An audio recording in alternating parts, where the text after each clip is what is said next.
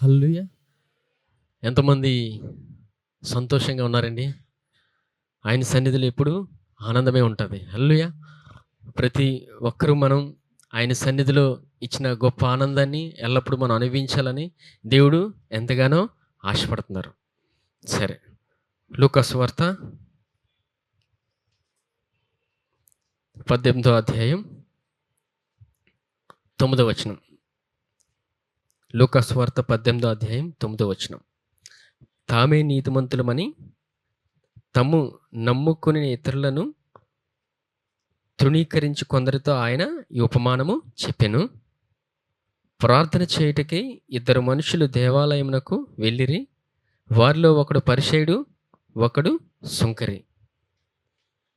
పరిసయ్యుడు నిలువబడి, దేవా, నేను చోరులను, అన్యాయస్తులను, వ్యభిచారులైన ఇతర మనుషుల వల్లైనను ఈ సుంకరి వల్లైన ఉండనందుకు నీకు కృతజ్ఞతాస్తుతులు చెల్లించున్నాను.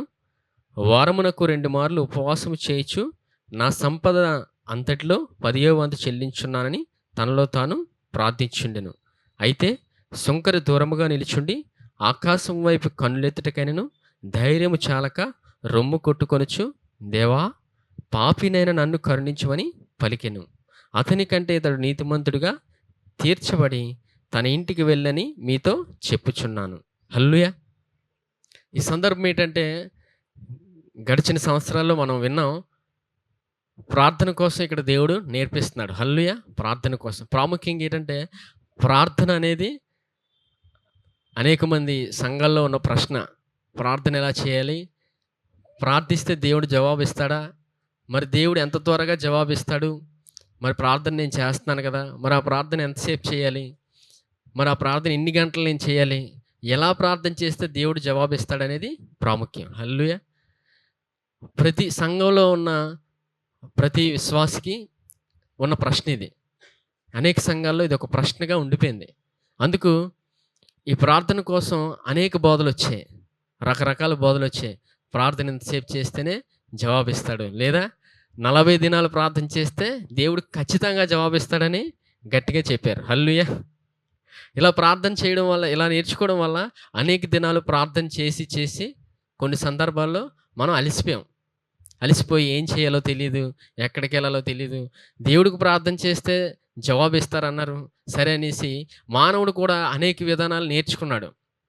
అనేక విధానాలంటే ఉపవాసం ఎక్కువగా చేస్తే దేవుడు జవాబిస్తాడేమో కనికరించి, అలాగా వారానికి ఒక నిబంధనగా పెట్టుకున్నారు. వారానికి 2 సార్లు లేదా వారానికి ఒకసారి దేవుడు ఈ విధానంలో వెళ్తేనే దేవుడు జవాబిస్తాడని మానవుడు అనేక విధానాలు ఎంచుకొని ముందుకు ఇప్పటికీ వెళ్తూనే ఉన్నాడు. ఇప్పటికీ దేవుడి దగ్గర నుంచి జవాబు పొందుకోవడానికి కష్టపడుతున్నాడు మనిషి. హల్లెలూయా! కానీ దేవుడు తన కృపావాక్యం ద్వారా ఎంత అద్భుతమైన జవాబు మనకు వాక్యంలో రాయించి ఉంచాడంటే, దేవుడు ఎల్లప్పుడూ మనకి అనేక విషయాలు వాక్యం నుండే మనకి నేర్పిస్తున్నాడు. హల్లెలూయా! అందుకు కృపావాక్యాన్ని ఎంతగా మనం వింటామో ఎల్లప్పుడూ దేవుని గురించిన విషయాలు, దేవుని హృదయం తెలుసుకొని మనం ముందుకెళ్తూనే ఉంటాం. అభివృద్ధి చెందుతాం. ప్రాముఖ్యంగా దేవుని విషయాలు ఎంతగా నేర్చుకుంటామో, దేవుని హృదయాన్ని ఎంతగా తెలుసుకుంటామో అభివృద్ధి చెందుతాం. ఇక్కడ దేవుని హృదయం వాక్యంలో దేవుడు అద్భుతంగా ఉంచాడు. ఆ వాక్యం గురించి మనం ఎంతగా వింటామో ముందుకు వెళ్తూనే ఉంటాం. ఈ వాక్యంలో చూడండి, ఇదే 18వ అధ్యాయం, లూకా సువార్త 18వ అధ్యాయం 13వ వచనం చూడండి. క్షమించండి, 13 కాదు, 14వ వచనం. అతని కంటే ఇతడు నీతిమంతుడిగా తీర్చబడి తన ఇంటికి వెళ్ళని మీతో చెప్పుచున్నాను. తన్ను తాను హెచ్చించుకొనివాడు తగ్గింపబడిననియు, తన్ను తాను తగ్గించుకునేవాడు హెచ్చింపబడిననియు చెప్పెను. హల్లెలూయా! తగ్గించుకునేవారు ఏమవుతారండి? హెచ్చించబడతారు. హెచ్చించుకునేవారు తగ్గించబడతారు. ఇక్కడ దేవుడు ఏం నేర్పిస్తున్నాడంటే తగ్గించుకోవడం.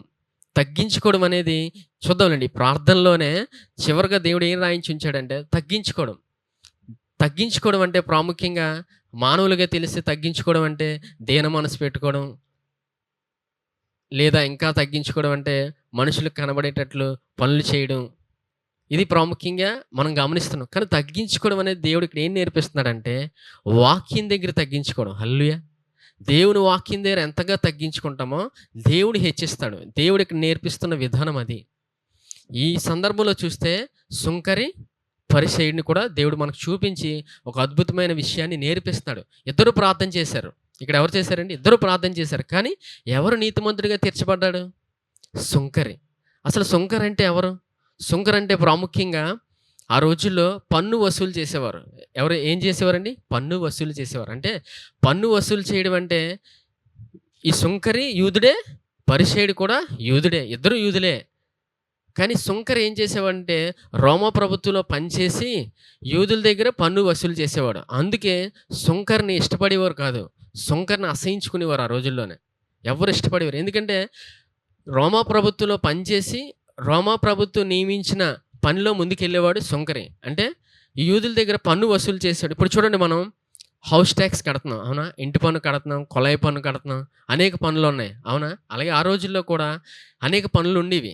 యూదులకి నియమపడిన పన్ను వారు కట్టాలి ఖచ్చితంగా. ఒక సందర్భంలో చూడండి, యేసు ప్రభు వారు దగ్గరికి కొంతమంది వచ్చి పన్ను కట్టమంటారు, అవునా? అప్పుడు యేసు ప్రభు వారు పేతురుని పంపించి మొదట చేప వచ్చిన ఆ చేప నోట్లోంచి ఒక నాణెం తీసి మనిద్దరికి పన్ను కట్టమంటారు. ఆ సందర్భం అంటే ఇక్కడ సుంకర్ని దేవుడు ఎందుకు చూపించాడంటే, ఈ సుంకర్ అనే వ్యక్తి యూదుల దగ్గర రోమా ప్రభుత్వం నియమించిన పన్ను కంటే అధిక పన్ను వసూలు చేసేవాడు. అందుకు యూదులు అసహించుకునేవారు. ఉదాహరణ చూడండి, ఒక ₹100 పన్ను కట్టాలి యూదుడు. కానీ ఈ సుంకర్ ఏం చేసేవాడంటే దానికి ఇంకొక ₹50 యాడ్ చేసి పన్ను వసూలు చేసేవాడు. అందుకే అంటే నియమించబడిన పన్ను కంటే అధిక పన్ను సుంకర్ వసూలు చేసేవాడు యూదుల దగ్గర. అందుకు యూదులకి నచ్చేవాడు కాదు యూదుడు. ఇతను కూడా యూదుడే, సుంకర్ కూడా యూదుడే. అయినప్పటికీ యూదుడికే నచ్చట్లేదు. ఎందుకంటే రోమా ప్రభు దగ్గర పని చేయడమే వీరికి నచ్చేది కాదు. రోమా ప్రభు దగ్గర పని చేయడం కాక ఇంకా అధిక పన్ను వసూలు చేసేవాడు. అందుకు సుంకర్ని ఎవరు ఇష్టపడేవారు కాదు. హల్లెలూయా. ఇక్కడ సందర్భం ఏంటంటే, ఈ సుంకరి ప్రార్థన దేవుడు విన్నాడు. ఇది ప్రాముఖ్యం. మరి ఎందుకు విన్నాడు దేవుడు అంటే, ఈ సందర్భం చెప్పే ముందు చూడండి, మొదటి నుంచి చదువుతాను చూడండి. 18వ అధ్యాయం మొదటి వచనం నుంచి. వారు విసుకక నిత్యము ప్రార్థన చుండవలెననుటకు ఆయన వారితో ఈ ఉపమానము చెప్పెను. దేవునికి భయపడకయు మనుషులను లక్ష్యపెట్టకయు నుండు ఒక న్యాయాధిపతి ఒక పట్టణములో ఉండెను. ఆ పట్టణములో ఒక విధవరాలు ఉండెను. ఆమె అతని యొద్దకు తరచుగా వచ్చి నా ప్రతివాదికిని నాకును న్యాయము తీర్చమని అడుగుచు వచ్చెను. గాని అతడు కొంతకాలము ఒప్పకపోయెను. తరువాత అతడు, నేను దేవునికి భయపడకయు మనుషులు లక్ష్యపెట్టకయు ఉండినను ఈ విధవరాలు నన్ను తొందర పెట్టుచున్నది గనుక ఆమె మాటికి వచ్చి గోజాడకుండునట్లు ఆమెకు న్యాయము తీర్తునని తనలో తాను అనుకొనెను. మరియు ప్రభు ఇట్లనెను, అన్యాయస్తుడైన ఆ న్యాయాధిపతి చెప్పిన మాట వినుడి. దేవుడు తనను ఏర్పరచుకున్న వారు దివారాత్రులు తను గురించి మొరపెట్టుకొనుచుండగా వారికి న్యాయము తీర్చడా? ఆయన వారికి త్వరగా న్యాయము తీర్చును. వారి విషయమే కదా ఆయన దీర్ఘశాంతము చూపుచున్నాడని మీతో చెప్పుచున్నాను. హల్లెలూయా. ఇక్కడ సందర్భం ఏంటంటే, ఎందుకు ఈ మొదటి వచనం నుంచి చదివామంటే, ఈ మొదటి వచనంలోనే ఉంది ప్రార్థన గురించే ఉంది. వీరిద్దరు కూడా ప్రార్థన చేస్తున్నారు. అంటే సుంకరి పరిసయ్యుడు ప్రార్థన అర్థం అవ్వాలంటే ఈ ముందు సందర్భం అర్థమైతేనే చక్కగా వాక్యం అర్థమవుతుంది. హల్లెలూయా. మరి దేవుడు ఇక్కడ ఏం నేర్పిస్తున్నాడు చూడండి. 18వ వచనం. దేవుడు తాను ఏర్పరచుకున్న వారు దివారాత్రులు తను గూర్చి మొరపెట్టుకొనుచుండగా వారికి న్యాయము తీర్చడా? హల్లెలూయా. ఇక్కడ చూడండి, పై వచనంలో చదివాం, అన్యాయస్తుడైన ఒక న్యాయాధిపతి ఒక స్త్రీకి అడిగితే ఆమెకి న్యాయం తీర్చడానికి సిద్ధపడ్డాడు. చూడండి ఇక్కడ ఏం జరిగిందో చూడండి. అతడు 4వ వచనం. అతడు కొంతకాలము ఒప్పకపోయిన తర్వాత అతడు, నేను దేవునికి భయపడకి మనుషుని లక్ష్యపెట్టకి ఉండినను ఈ విధవరాలు నన్ను తొందర పెట్టుచున్నది గనుక ఆమె మాటికి వచ్చి గోజాడుకుండిట్లకు ఆమెకు న్యాయం తీర్తునని తనలో తాను అనుకొను. ఇతను ఎవరండి? అన్యాయస్తుడనే న్యాయాధిపతి. దేవుడికి భయపడ్డంట, మనుషులకి భయపడ్డంట. అలాంటి వ్యక్తి ఈ విధవరాలికి సహాయం చేయడానికి సిద్ధపడ్డాడంట. హల్లెలూయా. ఒక అన్యాయస్తుడైన ఒక న్యాయాధిపతి ఒక విధవరాలికి సహాయం చేస్తున్నప్పుడు దేవుడు మనం అడుగు వాటన్నిటికంటేను ఊహించే వాటన్నిటికంటేను అద్భుతంగా ఆయన మనకి జవాబిస్తాడు. హల్లెలూయా. దేవుడు ఖచ్చితంగా జవాబిస్తాడండి. ఎంత అద్భుతంగా ఇస్తాడంటే, మనం ఆయన నమ్మితే అద్భుతాన్ని మన జీవితంలో నిశ్చయంగా అనుభవిస్తాం. ఇక్కడ ఏం జరిగిందంటే, ప్రాముఖ్యంగా దేవుడి నుంచి జవాబు పొందుకోవడానికి సంఘంలో ఎలా బోధించారంటే, నువ్వు ఎక్కువసేపు సమయం దేవుడితో గడిపితే, అంటే ఎక్కువసేపు సమయం గడపడం అంటే ప్రార్థన ఎక్కువ చేయమని బోధించారు. ప్రార్థన ఎక్కువ చేయండి, గంటలు గంటలు ప్రార్థన చేయండి, ఎక్కువసేపు ప్రార్థన చేయండి అని బోధించినప్పుడు ఇప్పటికీ అనేక మంది అదే పాటిస్తున్నారు. హల్లెలూయా! ఇప్పటికీ, ఇప్పటికీ అది హృదయంలో నాటుకుపోయి ఎక్కువసేపు ప్రార్థన చేస్తేనే దేవుడు జవాబిస్తాడని ఆ ఆలోచన విధానంలో ఉండిపోయారు. మరెందుకు ఇంకా జవాబు రావట్లేదంటే, ఇక్కడ దేవుడు ఒక అద్భుతమైన మర్మాన్ని దాచి ఉంచాడు. ఈ జ్ఞానం కలిగి ఉన్నప్పుడు దేవుని యొద్ద నుంచి మనం ఖచ్చితంగా ఆశీర్వాదాన్ని అన్నీ పొందుకోగలం. హల్లెలూయా!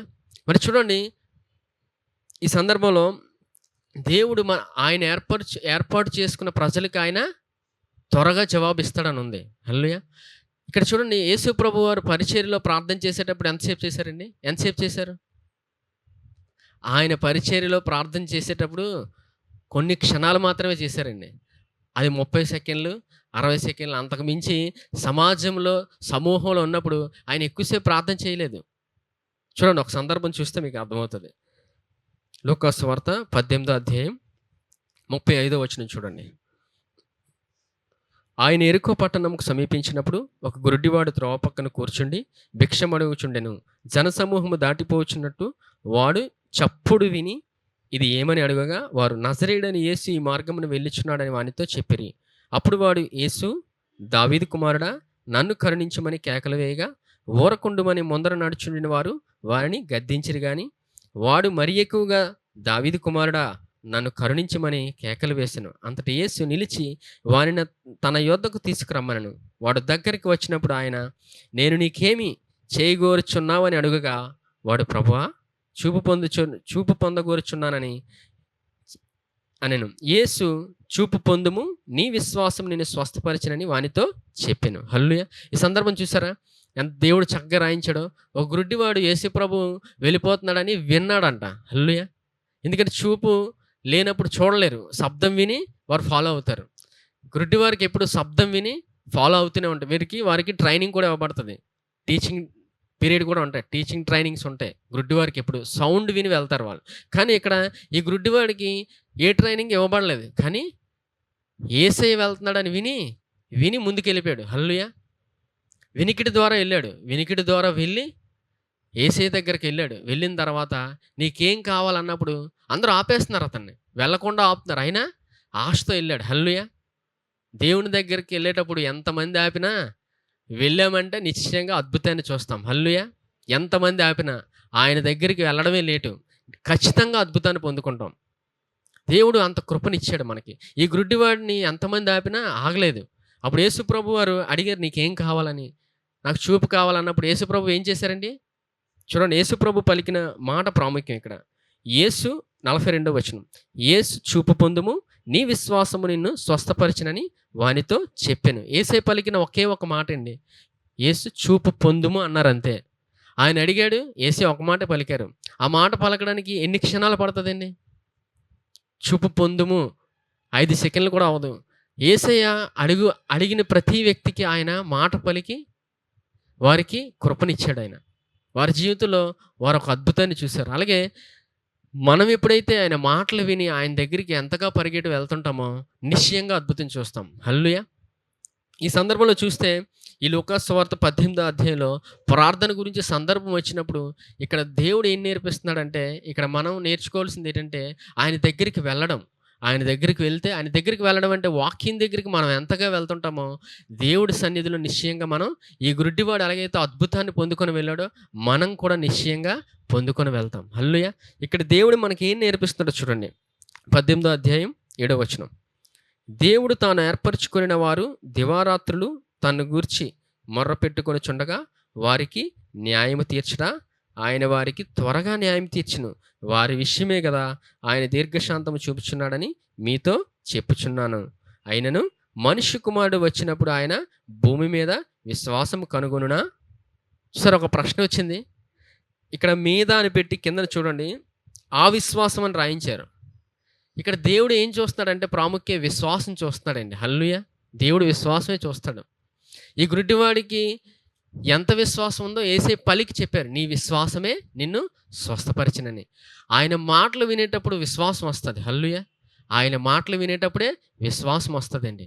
విశ్వాసం దేవుడు చూస్తాడు ప్రాముఖ్యంగా. హెబ్రీయులు రాసిన పత్రికలో ఏముందండి చూడండి. 6వ అధ్యాయం 6వ వచనం తీయండి.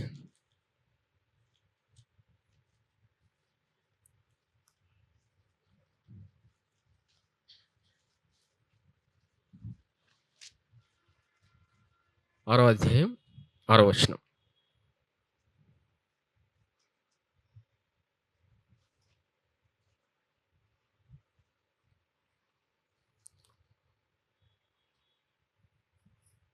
క్షమించండి.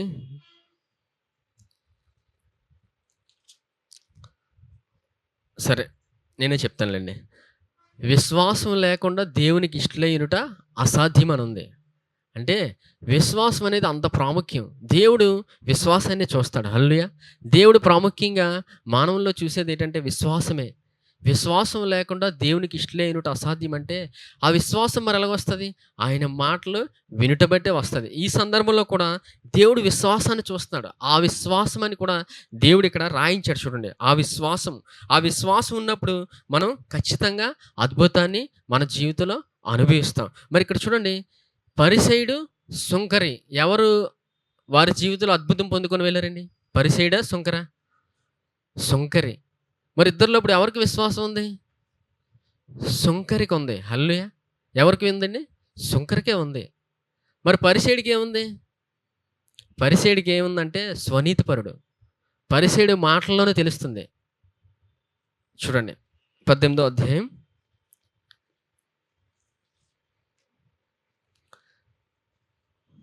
11వ వచనం. పరిసయ్యుడు నిలువబడి, దేవా, నేను చోరులను, అన్యాయస్తులను, వ్యభిచారులైన ఇతర మనుషుల వల్లైనను ఈ సుంకరి వల్లైనను ఉండనందుకు నీకు కృతజ్ఞతాస్తుతులు చెల్లించుచున్నాను. వారమునకు 2 మార్లు ఉపవాసం చేయుచు నా సంపాదన అంతట్లో 10వ వంతు చెల్లించున్నానని తనలో తాను ప్రార్థించుచుండెను. చూసారా? పరిసయ్యుడి మాటలోనే తెలుస్తుంది. అన్ని విషయాలు చెప్పేస్తున్నాడు. తను ఏం చేస్తున్నాడు? తన సామర్థ్యాన్ని చెప్తున్నాడు. ఇక్కడ చూడండి, చోరులను, అన్యాయస్తులను, వ్యభిచారులైన ఇతర మనుషుల వల్లైనను ఈ సుంకరి వల్లైనా ఉండనందుకు నీకు కృతజ్ఞతాస్తుతులు చెల్లించున్నాడు. సుంకరను కూడా తెచ్చాడు. అంటే తన స్వనీతి ఎంత కనపరుచుకుంటున్నాడు చూడండి. తన స్వనీతి గురించి మాట్లాడుతున్నాడు. తన సామర్థ్యం గురించి మాట్లాడుతున్నాడు. ఏ వ్యక్తి అయినా అభివృద్ధి చెందాలంటే దేవుని బట్టే అభివృద్ధి చెందగలం. ఏ వ్యక్తి జీవితంలో అయినా ఆనందాన్ని అనుభవిస్తున్నామంటే దేవుని బట్టే. ప్రతిదీ దేవుని బట్టే వస్తది. కానీ ఇక్కడ చూడండి, తన సామర్థ్యం గురించి మాట్లాడుతున్నాడు. అంటే నేను ఇతరుల వలె కాదు, నేను ఇలా చేస్తున్నాను, నేను అలా ఉన్నాను దేవా అని చెప్తున్నాడు.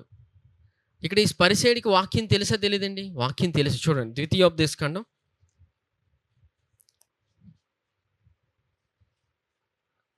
8వ అధ్యాయం తీయండి.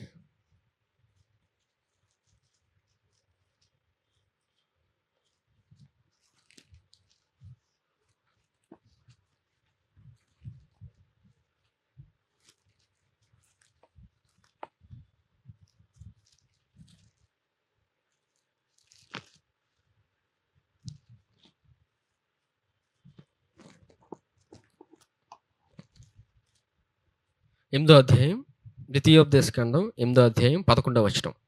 నేడు నేను నీకు ఆజ్ఞాపించు ఆయన ఆజ్ఞలను, విధులను, కట్టడలను నీవు అనుసరింపక నీ దేవుడైన యెహోవాను మరచి కడుపారా తిని మంచి ఇండ్లు కట్టించుకొని వాటిలో నివసింపగా నీవు పశువులు, నీ గొర్రె మేకలను వృద్ధియు నీకు వెండి బంగారములు విస్తరించి నీకు కలిగినదంతా వర్ధిల్లినప్పుడు నీ మనస్సు మదించి దాసుల గృహమైన ఐగుప్తు దేశములో నుండి నిన్ను రప్పించిన నీ దేవుడైన యెహోవాను మరచెదివేమో. తాపకరమైన పాములను, తేళ్లను కలిగి ఎడారైన నీళ్లు లేని భయంకరమైన ఆ గొప్ప అరణ్యములో ఆయన నిన్ను నడిపించెను. రాతి బండ నుండి నీకు నీళ్లు తెప్పించెను. తుదకు నీకు మేలు చేయవలన నిన్ను అణచుటకును శోధించుటకును నీ పితరులు ఎరుగని మన్నాతో అరణ్యమున నిన్ను పోషించెను. అయితే మీరు మా సామర్థ్యము మా బాహుబలము ఇంత భాగ్యము మాకు కలిగిజేసినని అనుకొందురేమో. కాగా నీ దేవుడైన యెహోవాను జ్ఞాపకం చేసుకొనవలెను. ఏలయనగా తాను నీ పితరులతో ప్రమాణం చేసినట్లు తన నిబంధనను నేటివలె స్థాపింపవలెనని మీరు భాగ్యము సంపాదించుకొనుటకి మీకు సామర్థ్యం కలుగజేయవాడు ఆయనే. హల్లెలూయా! ఎవరి సామర్థ్యం అండి? దేవుని సామర్థ్యం. దేవుడికి వాగ్దానం చేశాడు. ఐగుప్తులో ఉన్న ఇజ్రాయేలు ప్రజలకి ఆయన విడిపించి తీసుకొచ్చాడు. మీరు మర్చిపోతారేమో అని. ఎవరు మర్చిపోయారండి ఇప్పుడు? పరిసయ్యుడు మర్చిపోయాడు. చూసారా? ఎవరి సామర్థ్యం కోసం మాట్లాడుతున్నాడు అక్కడ? అతని సామర్థ్యం కోసం మాట్లాడుతున్నాడు పరిసయ్యుడు. దేవుని సామర్థ్యాన్ని మర్చిపోతే మానవుడు తన సామర్థ్యం కోసం మాట్లాడతాడు. హల్లెలూయా! మానవుడు తన సామర్థ్యం కోసం మాట్లాడుతున్నాడంటే అర్థం ఏంటంటే స్వనీతిపరుడు. స్వనీతిలోకి వెళ్ళిపోతున్నాడు. స్వనీతిలోకి వెళ్తున్నామని గ్రహించుకోవాలి. మానవుడికి ఈ భూమి మీద ఏ ఉద్యోగం చేసినా, ఏ పని చేసినా అది కేవలం దేవుని సామర్థ్యం బట్టే జరుగుతది. హల్లెలూయా! దేవుని సామర్థ్యం అండి అది. మానవుని సామర్థ్యం కాదు. చూడండి కొంతమంది సంఘంలో కొంతమంది యవనస్తులు గాని, పెద్దవారు గాని దేవుడి యెడల మంచి ఆసక్తి కలిగి ఉంటారు. హల్లెలూయా! చాలా మంచి ఆసక్తి ఉంటది. యేసు ప్రభువును నమ్మిన తర్వాత, నమ్మిన వెంటనే చాలా ఆసక్తి ఉంటది. ఎంత ఆసక్తి అంటే ఇంక దేవుడి కోసం ఏం చేయడానికైనా సిద్ధపడతారు. హల్లెలూయా! ఏం చేయడానికైనా, ఏమైనా చేయడానికి సిద్ధపడుతూనే ఉంటారు. ఎందుకంటే ఆ సమయంలో దేవుడి కొరకు అంత ఆశ కలిగి ఉంటారు. నమ్మిన వెంటనే. కొంతకాలం అయిన తర్వాత అది చల్లబడిపోద్ది. ఎంతమందికి తెలుసండి? అందరికీ తెలుసు. కొంతకాలం అయిన తర్వాత నెమ్మదిగా చల్లబడిపోతారు. దానికి జవాబు ఒకటే, దేవుని హృదయాన్ని మర్చిపోయారు. చూసారా? ఇక్కడ దేవుడు ఏం చెప్తున్నాడు? ఇజ్రాయేలు ప్రజల యెడల ఆయన ఎన్నో అద్భుతాలు చేశాడు. మీరు మర్చిపోతారేమో అని దేవుడు వారికి జ్ఞాపకం చేస్తున్నాడు. అనేక మంది దేవుని హృదయాన్ని మర్చిపోయేవారుగా ఎవరైతే ఉంటారో వారు సామర్థ్యాన్ని మాట్లాడతారు. ఎవరైతే వారి సామర్థ్యం కోసం మాట్లాడుతున్నారో అది స్వనీతది. ఇక్కడ పరిసయ్యుడు కూడా దేవుని వాక్యాన్ని మర్చిపోయాడు. దేవుని హృదయాన్ని మర్చిపోయాడు. దేవుని హృదయాన్ని మర్చిపోయి తన సామర్థ్యం కోసం మాట్లాడుతున్నాడు. హల్లెలూయా! అందుకు దేవుడు మనకి ఇక్కడ ఏం నేర్పిస్తాడంటే దేవుని సామర్థ్యం, దేవుని హృదయాన్ని మనం చూసినప్పుడు దేవుని వాక్యం అర్థమవుతుంది. దేవుడు పనిచేసే విధానం అర్థమవుతుంది. దేవుడు ఎలా పనిచేస్తాడో. సరే, లూకా సువార్త 18వ అధ్యాయంకి రండి.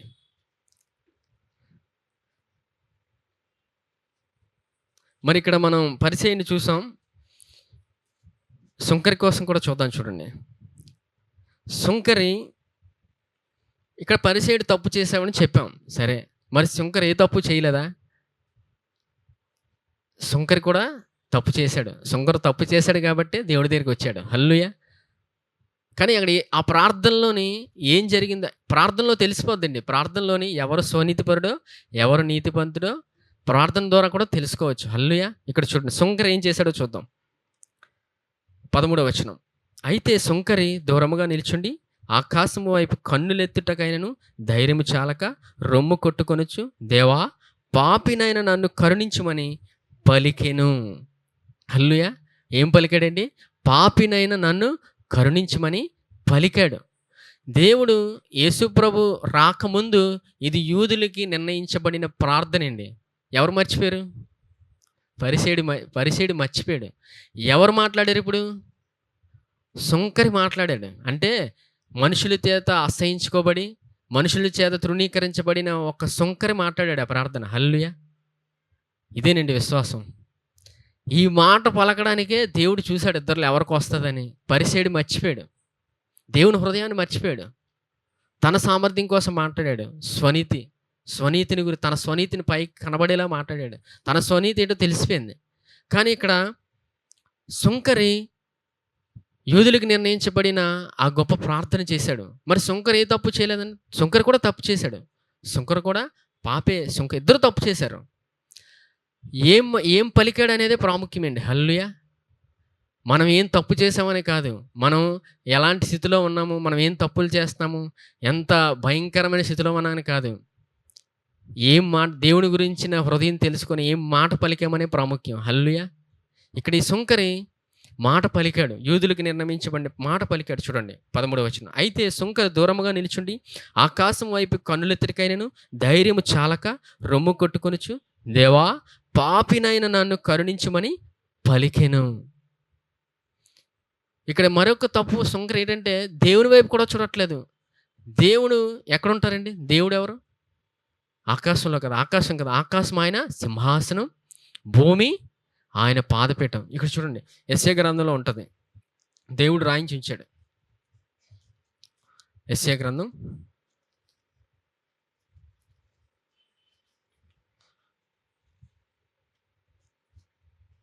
66వ అధ్యాయం తీయండి.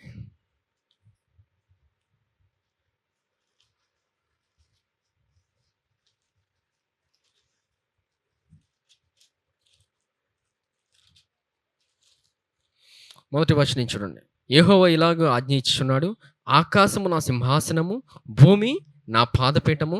మీరు నా నిమిత్తము కట్టునుద్దేశించి ఇల్లు ఏపాటిది? నాకు విశ్రమ స్థానముగా మీరు కట్టునుద్దేశించినది ఏపాటిది? ఆకాశం ఎవరండి? ఆకాశము నా సింహాసనం అన్నాడు దేవుడు. భూమి నా పాదపీఠం. అందుకు అక్కడ సుంకర ఆకాశం వైపు కూడా చూడట్లేదు. అంటే ఏదేమైనప్పటికీ చివరికి ఏం పలికాడండి? యూదులకి దేవుడు నిర్ణయించిన మాట పలికాడు. దేవా, పాపినైన నన్ను కరుణించుమన్నాడు. అంటే ఎవరిని చూస్తున్నాడు? యేసు ప్రభువుని చూశాడండి. హల్లెలూయా. పాపిని నీతిమంతుడిగా ఎవరు మార్చగలడు? యేసు ప్రభు మాత్రమే మార్చగలడు. ఆయన ద్వారా మాత్రమే మనం నీతిమంతులుగా తీర్చబడతాం. హల్లెలూయా. చూడండి రోమపత్రిక 3వ అధ్యాయం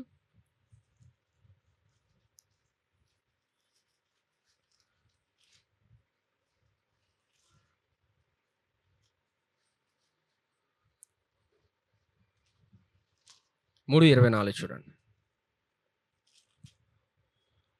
3:24 కాబట్టి నమ్మువారు ఆయన కృపచేతనే క్రీస్తు యేసునందలి విమోచనం ద్వారా ఉచితముగా నీతిమంతులని తీర్చబడుచున్నారు. హల్లెలూయా. ఎవరు బట్టి అండి? యేసు ప్రభుని బట్టి మనం నీతిమంతులుగా తీర్చబడ్డాం. ఇప్పుడు యేసు ప్రభుని ఇద్దరిలో ఎవరు చూశారు? సుంకర చూశాడండి. సుంకర ఎప్పుడైతే యేసు ప్రభుని చూశాడో నీతిమంతుడిగా తీర్చబడ్డాడు. హల్లెలూయా. ఇక్కడ ఇద్దరిలోకి విశ్వాసం ఎవరికి ఉంది? సుంకరికే ఉంది. యేసు ప్రభువుని గురించిన మాటలు ఎప్పుడైతే వింటామో విశ్వాసం వస్తుంది. విశ్వాసాన్ని దేవుడు చూస్తాడు. హల్లెలూయా. దేవుడు పనిచేసే విధానం ఏంటి? దేవుడు పనిచేసే విధానం. మరి ఇక్కడ చూడండి, మరి తప్పులు చేస్తున్నాము, మరి మనం నచ్చినట్టు వ్యవహరిస్తామంటే దానికి కూడా దేవుడు వాక్యలో రాయించి ఉంచాడు. చూడండి యాకోబు 5వ అధ్యాయం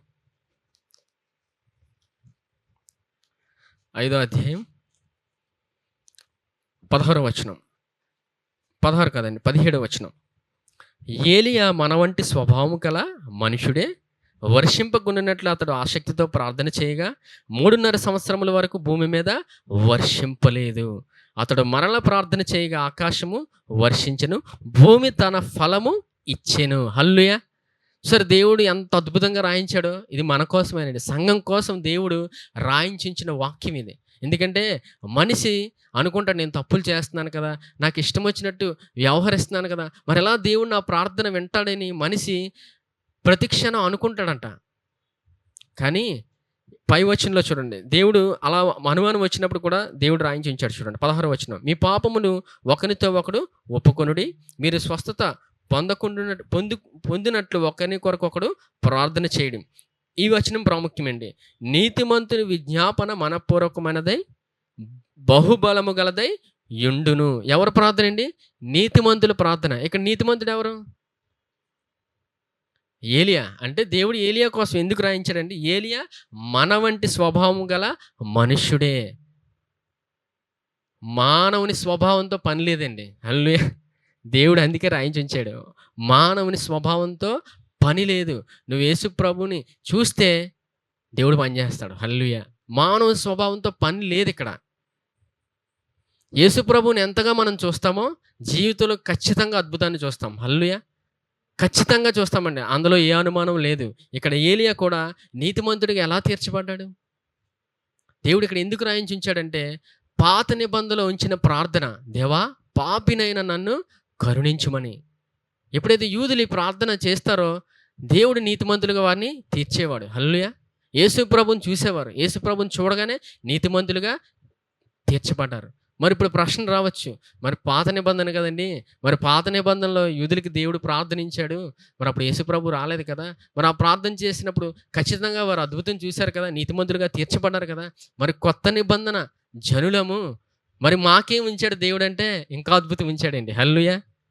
పాత నిబంధనలోనే దేవుడు యూదుల పట్ల ఆయన ప్రజల ఎడల ఆయన అద్భుతం చేసుకుంటూ వెళ్ళాడు పాత నిబంధనలు. మరి కొత్త నిబంధన జనులు అయినప్పుడు దేవుడు ఇంకా అద్భుతంగా రాయించుంచాడు.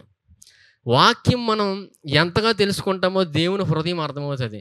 దేవుని హృదయం అర్థమవుతున్నప్పుడు జీవితంలో ఎల్లప్పుడూ ఆనందాన్ని అనుభవిస్తాం. బాధలు కనబడవండి, పరిస్థితులు కనిపించవు. ఆయన కనబడతాడు. హల్లెలూయా! ఆయన వాక్యం వింటున్నప్పుడు యేసుప్రభు కనబడతారు. ఆయన కనబడితే జీవితంలో ఎల్లప్పుడూ అద్భుతాలే. చూడండి, పేతురు నీటి మీద నడిచాడు కదండీ!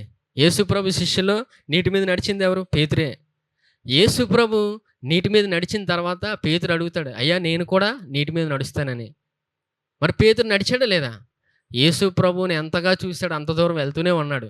ఎప్పుడైతే పరిస్థితిని సముద్రం వైపు తన చూపు మళ్ళిందో మునిగిపోయాడు. అయినా యేసుప్రభు లేపారా లేదా? యేసుప్రభుని చూస్తే ఎలాంటి పరిస్థితులైనా ఆయన నడిపించగలడు. హల్లెలూయా! ఆయన నడిపిస్తాడండి. నీటి మీదే కాదు, నీటిలో కూడా ఆయన నడిపిస్తాడు. హల్లెలూయా! దేవుడు అంత గొప్పవాడు. ఆయన పనిచేసే విధానం, దేవుని హృదయం తెలుసుకుంటే ఆయన్నే చూస్తామండి. ఆయన కృప పనిచేస్తుంది. ఆయన కృపతో మనల్ని నడిపిస్తాడు.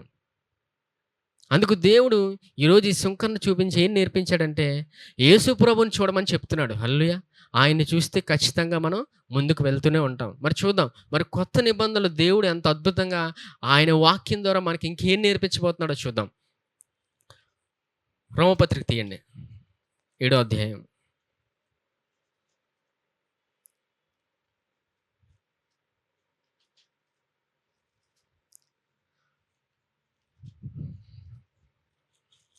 రోమపత్రిక 7వ అధ్యాయం 24వ వచనం.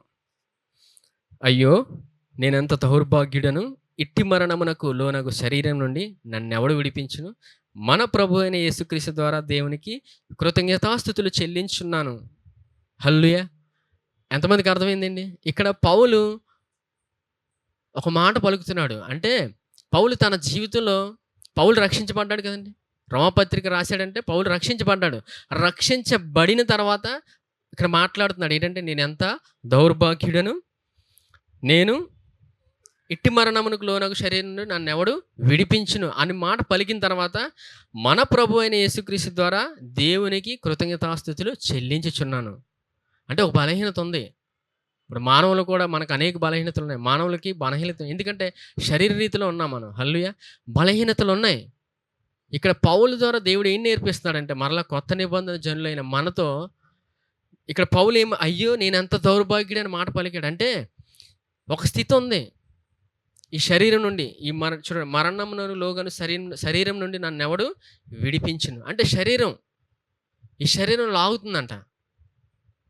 అట్టి స్థితి నుంచి ఎవరు మరలా తీసుకెళ్ళడానికి మనం ప్రశ్నగా ఉండిపోవడానికి లేదు. అక్కడ కూడా వెంటనే ఇక్కడ విముక్తి గురించి పౌలు మాట్లాడినప్పటికీ డైరెక్ట్గా చూపిస్తున్నాడు. హల్లెలూయా! విముక్తి ఒకటేనండి, మన ప్రభు అయిన యేసుక్రీస్తు ద్వారా దేవునికి కృతజ్ఞతాస్తుతులు చెల్లించుచున్నాము. అంటే ఒక బలహీనత ఉంది, దీనికి జవాబు కూడా దేవుడు రాయించి ఉంచాడండి. అంటే ఇక్కడ పౌలు కూడా ఎవరిని చూపిస్తున్నాడు? యేసు ప్రభునే. పౌలు ఎల్లప్పుడూ యేసు ప్రభుని చూసేవాడు. అందుకే పరిచర్యలో అతి సులువుగా వెళ్ళాడు. హల్లెలూయా! ఎన్ని కష్టాలు ఎన్ని ఇబ్బందులు వచ్చినా పరిచర్యలో సులువుగా వెళ్ళాడండి. ఎవరు? పౌలు. అనేక సార్లు పౌలు నిందించారు, కొట్టి చనిపోయాడని ఈడ్చి ఊరవతల పడేసిన తర్వాత కూడా పౌలు చక్కగా లేచి నడిచి వెళ్ళిపోయాడు. యేసుప్రభుని చూశాడండి. ఎవరిని చూశాడు పౌలు? యేసుప్రభుని చూశాడు. ఆయన్ని చూస్తే ఈ భూమి మీద బ్రతకడం చాలా సులువు. ఎటువంటి పరిస్థితుల్లోనైనా ఆయన తీసుకెళ్ళగాడు నిశ్చయంగా. అంత గొప్ప కృపనిచ్చాడు. ఈ ప్రశ్నకు కూడా మన దేవుడు సమాధానం ఉంచాడు. చూడండి, ఇదే రోమపత్రిక 8వ అధ్యాయం 26వ వచనం. 8:26. అటువలే ఆత్మయు మన బలహీనతను చూచి సహాయము చేయుచున్నాడు. ఎవరు సహాయం చేస్తారండి? పరిశుద్ధాత్మ దేవుడు సహాయం చేస్తాడు మన బలహీనతలో. ఎలయనగా మనం యుక్తముగా ఎలాగూ ప్రార్థన చేయవలనో మనకు తెలియదు కానీ ఉచ్చరింప సఖ్యము కాని మూలుగులతో ఆ ఆత్మ తానే మన పక్షముగా విజ్ఞాపనము చేయుచున్నాడు. హల్లెలూయా! దేవుడు చూసారా ఎంత అద్భుతంగా రాయించి ఉంచాడండి మన గురించి. మనల్ని దేవుడు ఇంత కృపనిచ్చాడాయన. బలహీనత ఉంది. కానీ ఆ బలహీనతలో ఎవరు సహాయం చేస్తారంట? పరిశుద్ధాత్మ దేవుడు. ఎవరు సహాయం చేస్తారండి? పరిశుద్ధాత్మ దేవుడు. పాత నిబంధనలో పరిశుద్ధాత్మ దేవుడు వచ్చి వెళ్ళిపోయేవాడండి. కానీ ఇప్పుడు పరిశుద్ధాత్మ దేవుడు మనందరిలో ఆయన ఉన్నాడు. హల్లెలూయా! మనలోనే ఉన్నాడండి ఆయన. ఆయన ఎల్లప్పుడూ మనకు సహాయం చేస్తుంటాడంట. ఎల్లప్పుడూ మన బలహీనతలో ఉన్నప్పుడు, మన కుటుంబ పరిస్థితి బాలేనప్పుడు, మన వ్యక్తిగతమైన స్థితి బాలేనప్పుడు, మనకు అనారోగ్య స్థితి ఉన్నప్పుడు పరిశుద్ధాత్మ దేవుడు మనకు సహాయం చేస్తాడు. మనం ఎప్పుడైతే యేసుప్రభుని చూస్తుంటామో పరిశుద్ధాత్మ దేవుడు నిశ్ ఖచ్చితంగా ఆయన సహాయం చేస్తాడండి. అందుకే ఆయన ఆదరణకర్త అయ్యాడు. హల్లెలూయా! ఆయన ఎల్లప్పుడూ యేసుప్రభుని గురించి మనకు బోధిస్తూనే ఉంటాడు. తండ్రి ఎల్లప్పుడూ యేసుప్రభుని చూడమని చెప్తుంటాడు. ఆయన కుమారుని. ఆయన కుమారుని యందు తండ్రి ఆనందిస్తుంటాడంట. హల్లెలూయా! పరిశుద్ధాత్మ దేవుడు కుమారుని గురించి, యేసుప్రభుని గురించిన విషయాలు బోధిస్తుంటాడు. మనం యేసుప్రభుని ఎప్పుడైతే చూస్తామో పరిశుద్ధాత్మ దేవుడు మన జీవితంలో పని చేస్తుంటాడు. మన బలహీనతలో ఆయన సహాయం ఇచ్చి నడిపిస్తాడంట. ఇదే జవాబండి. ఇప్పుడు ప్రార్థన ఎలా చేయాలి? నేను ప్రార్థన ఎంతసేపు చేయాలి అనడానికి లేదండి. ప్రార్థన ఎంతసేపు చేయాలనేది కాదండి. ఎన్ని గంటలు చేయాలని కాదు. విశ్వాసంతో మాట పలికినప్పుడు ఖచ్చితంగా జరుగుతుంది. హల్లెలూయా! ప్రార్థన అంటే అది. యేసయ్య నేర్పించిన ప్రార్థన. యేసయ్య చేశారు ప్రార్థన. గంటలు గంటలు గడిపారు. ఎప్పుడు? రాత్రిపూట ఒంటరిగా తండ్రితో గడిపారు. ఎవరితో గడిపారండి? రాత్రిపూట తండ్రితో గడిపారు ఆయన. సమాజంలో, సమూహంలో ఉన్నప్పుడు ఆయన ప్రార్థన ఎప్పుడు కొన్ని క్షణాలే. క్షణంలో జరిగేది అద్భుతం. ఈ దినం ఆ కృపను మనకిచ్చాడు. నేను చేయ కార్యముల కంటే మరి గొప్ప కార్యాలు మీరు చేస్తారు అన్నారు ఆయన. చేస్తారన్నారా? చేయనన్నారండి. ఖచ్చితంగా చేస్తాం. యేసయ్య ఎన్ని అద్భుతాలు చేశారండి? గుడ్డివారికి కళ్ళు ఇచ్చారు. అవునా? మూగవారికి నోరిచ్చారు. కుంటివారికి కాళ్ళు ఇచ్చాడు. చనిపోయిన మనిషినే తిరిగి లేపారు. అవునా? మామూలుగా కాదు. 4 దినాలు చనిపోయిన లాజర్ని తిరిగి లేపాడు ఆయన. హల్లెలూయా! 4 దినాలు చనిపోయిన వ్యక్తి సమాధిలో ఎలా ఉంటాడండి? సాధారణంగా మానవులుగా ఆలోచిస్తే ఎలా కుళ్ళిపోవడం మొదలు పెడుతుంది. అవునా? అలాంటి వ్యక్తిని లాజరు బయటికి రాని బిగ్గరగా పిలిచినప్పుడు వచ్చాడా లేదా? వచ్చాడు.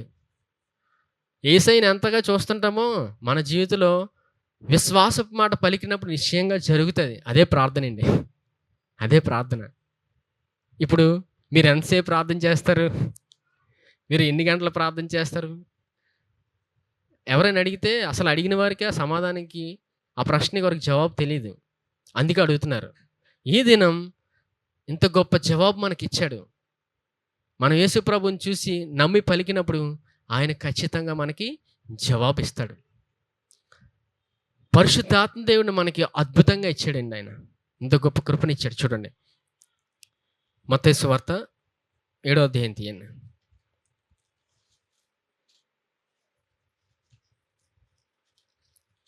మత్తయి సువార్త 7వ అధ్యాయం 7వ వచనం. అడుగుడి మీకు ఇయ్యబడును, వెదకుడి మీకు దొరకను, తట్టుడి మీకు తీయబడును. అడుగు ప్రతివాడును పొందును, వెదకువానికి దొరకును, తట్టువానికి తీయబడును. మీలో ఏ మనుష్యుడైనను తన కుమారుని తన రొట్టెను అడిగిన యెడల వానికి రాతినిచ్చునా, చేపను అడిగిన యెడల పామునిచ్చునా? మీరు చెడ్డవారై ఉండియు మీ పిల్లలకు మంచి ఈవులను ఎరిగి ఉండగా పరలోకమందున మీ తండ్రి తన్ను అడుగు వారికి అంతకంటే ఎంతో నిశ్చయముగా మంచి ఈవుల నిచ్చును. హల్లెలూయా! ఇక్కడ చూడండి, మీరు చెడ్డవారంటే బాధపడకండి.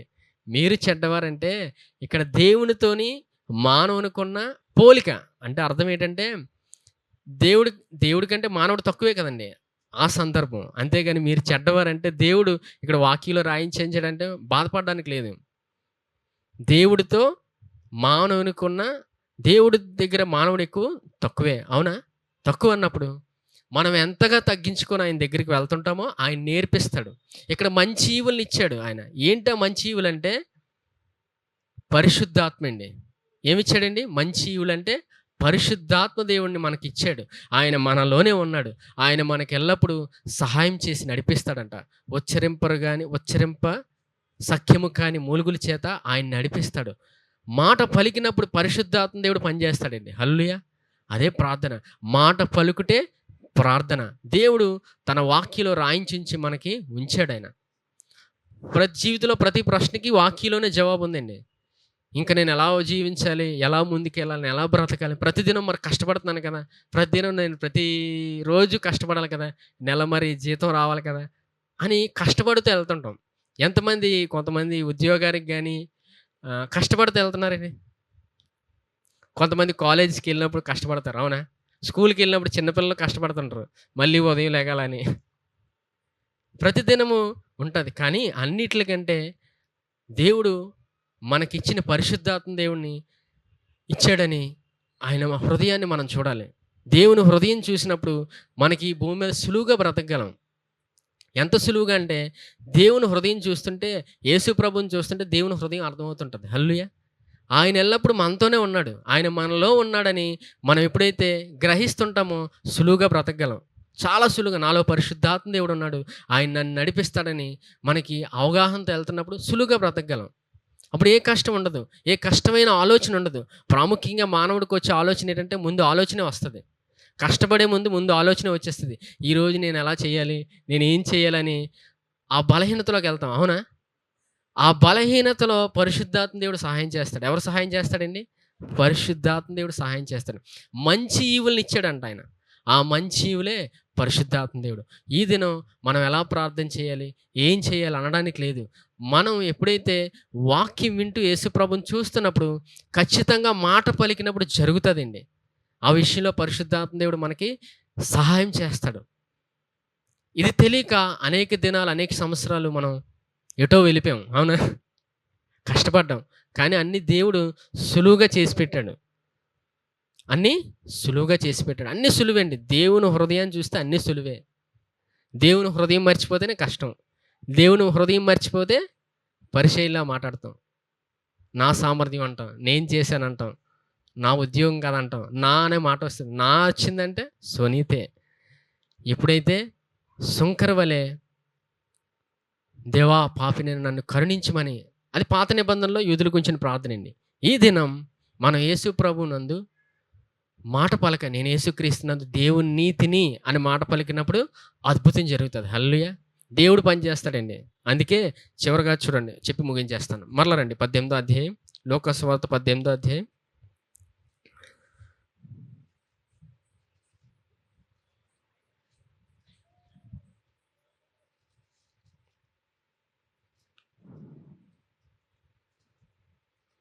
ఎనిమిదో వచనం 18. ఆయన వారికి త్వరగా న్యాయం తీర్చును. వారి విషయమే గదా ఆయన దీర్ఘశాంతము చూపుచున్నాడు. ఏం చూపిస్తున్నాడండి దేవుడు? దీర్ఘశాంతం చూపిస్తాడాయన. ఎందుకంటే నేను యేసుక్రీస్తునందు దేవుని నీతిని అని మాట పలికి నమ్ముటలో ఎంతగా స్థిరపడుతుంటామో ఆ విషయంలో దేవుడు దీర్ఘశాంతం చూపిస్తున్నాడు. హల్లెలూయా! మనం ఆ మాటలు ప్రతిదినం ఆ మాట నేను యేసుక్రీస్తునందు దేవుని నీతిని ఆయన రక్తంతో కడగబడిన నీతిమంతుడు, నీతిమంతురాలుగా నేను తీర్చబడ్డాను అని ఎంతగా మనం నమ్ముతున్నామో, ఆ నమ్ముటలో దేవుడు దీర్ఘశాంతం చూపిస్తున్నాడు. ఎప్పుడైతే మనం ఎంతగా ప్రతిదినము అనుక్షణం నమ్ముతుంటామో, దేవుడు మన జీవితంలో ఎలా పనిచేస్తుంటాడో మనం చూస్తాం కళ్ళారా. హల్లెలూయా! అందుకే ప్రతిదినము నేను యేసుక్రీస్తునందు దేవుని నీతిని అనే మాట పలకాలి. ఇదే దేవుడు చూస్తున్నాడు. నమ్ముట నీ వలనైతే నమ్మువానికి సమస్తము సాధ్యమే. దేవుడు ఇది నమ్మంటున్నాడండి. మనం యేసుక్రీస్తునందు దేవుని నీతి అని నమ్మి ప్రార్థన చేస్తున్నప్పుడు దేవుని దగ్గర నుంచి జవాబు పొందుకుంటామండి. ఖచ్చితంగా పొందుకుంటాం. హల్లెలూయా! అందుకే ప్రతి క్షణం, ప్రతి దినము నేను యేసుక్రీస్తునందు దేవుని నీతిని అని దేవుడు మాట పలకమంటున్నాడు. ఈ విషయంలో దేవుడు దీర్ఘశాంతుడుగా ఓపికతో ఉన్నాడు మన కోసం. ఈ మాట పలికి దేవుడు ఎల్లప్పుడూ ముందుకు వెళ్ళమంటున్నాడు. ఎప్పుడైతే మాట పలికి ముందుకెళ్తుంటామో ఖచ్చితంగా మనం మన జీవితంలో అద్భుతాన్ని చూస్తాం. బలహీనత వచ్చినప్పుడు ఎవరు సహాయం చేస్తారండి?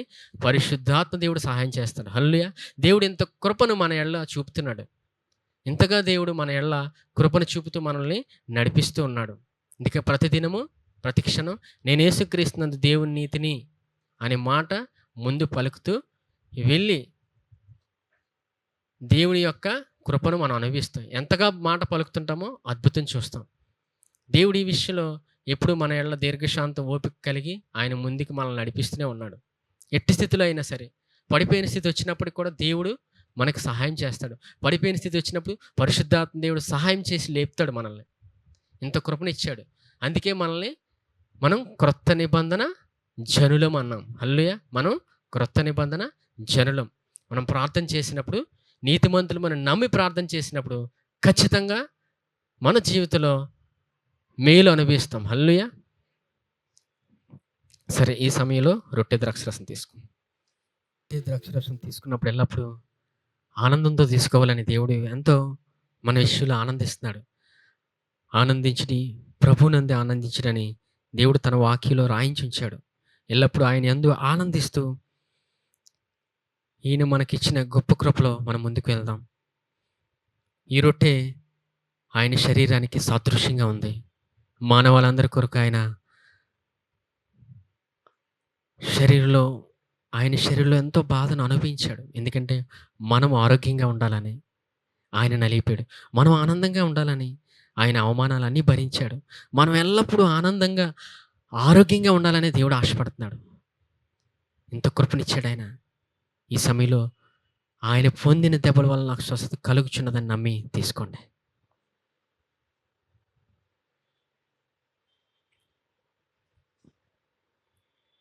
ఈ పాత్రలోనిది ఆయన రక్తానికి సాదృశ్యంగా ఉంది.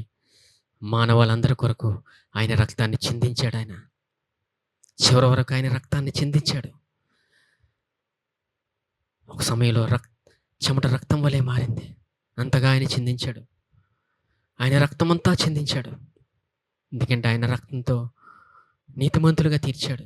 ఆయన్ని అంగీకరించిన ప్రతి వ్యక్తిని ఆయన నీతిమంతురాలుగా తీర్చాడు. ఆయన ఇంత కృపనిచ్చాడు. ఆయన ఈ దినం ఆయన అంగీకరించిన ప్రతి వ్యక్తి నీతిమంతురాలుగా ఆయన చూస్తున్నాడు. ఆయన ఎందుకంటే యేసయ్య రక్తంలో మనం నీతిమంతులుగా తీర్చబడ్డాం.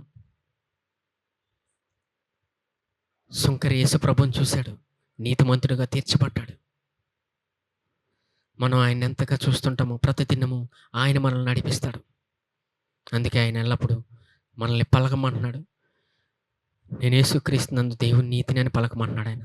ఈ సమయంలో కూడా నేను యేసుక్రీస్తునందు దేవుని నీతిని అనే మాట పలకమంటున్నాడు. నేను యేసుక్రీస్తునందు దేవుని నీతిని అనే మాట నమ్మి పలికి తీసుకోండి.